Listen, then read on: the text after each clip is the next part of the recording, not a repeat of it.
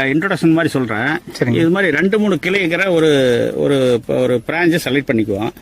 1 சென்டிமீட்டருக்கு இந்த மேல் தோலை எடுத்துருவோம். கத்தியில 1 சென்டிமீட்டருக்கு மேல் இது எபிடெர்மிஸ் சொல்லி ஆங்கிலத்தில் சொல்லுவாங்க. இதை 1 சென்டிமீட்டர் எடுத்துருவோம். கட் பண்ணி எடுத்த இந்த பகுதியில பாத்தீங்களா, இது மாதிரி தேங்காய் நார் மஞ்சி, ஈஸ்ட், ஒரு 5 பயோபாக்டீரியான்னு சொல்ற இயற்கை நுண்ணுயிர், இதையெல்லாம் வச்சு அந்த மேல் தோலை எடுத்த பகுதியை சுத்தி இதை வச்சிருவோம். பிளாஸ்டிக் போட்டு இந்த லேசான கவர்ல 2 சுத்தி காத்து உள்ள போகாம சணல் கயித்துல 2 பக்கம் கட்டிடுவோம். காத்து உள்ள போகாம இருக்கிறதுக்காக.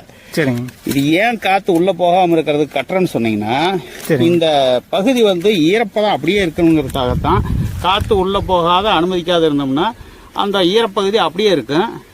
நான் சொன்ன அந்த ஸ்டெம்ல இருந்து அதுக்கு தேவையான நீர், அதுக்கு தேவையான உரத்தையெல்லாம் அதை எடுத்துக்குது.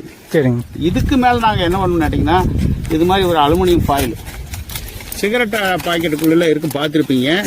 இந்த அலுமினியம் ஃபாயில இது மேல சுத்திடுவோம். இது மேல பாத்தீங்கன்னா இப்படி சுத்தி கட்டிடுவோம். இதை எதுக்காக சுத்தணும்னு கேட்டீங்கன்னா, இந்த மொத்தமா இருக்கிற அந்த விண்பதிய அந்த உருண்டை வெயில்னாலேயோ மழையினாலேயோ காத்துனாலேயோ பாதிக்கப்படாமல் இருக்கிறதுக்காக தான் இதை சுத்தம். கிட்டத்தட்ட 60வது நாள் இதுல வேர் வர ஆரம்பிக்கும்.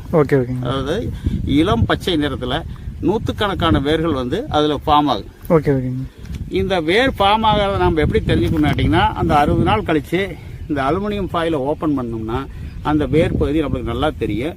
நிறைய வேர் வந்ததுக்கு அப்புறம் இந்த அடிப்பகுதியை கட் பண்ணுவோம். இந்த அடிப்பகுதியை கட் பண்ணிடுவோம். இந்த இடத்துல கட் பண்ணி இந்த செடியை எடுத்துட்டு போய் நர்சரிக்கு கொண்டுட்டு போயிடுவோம்.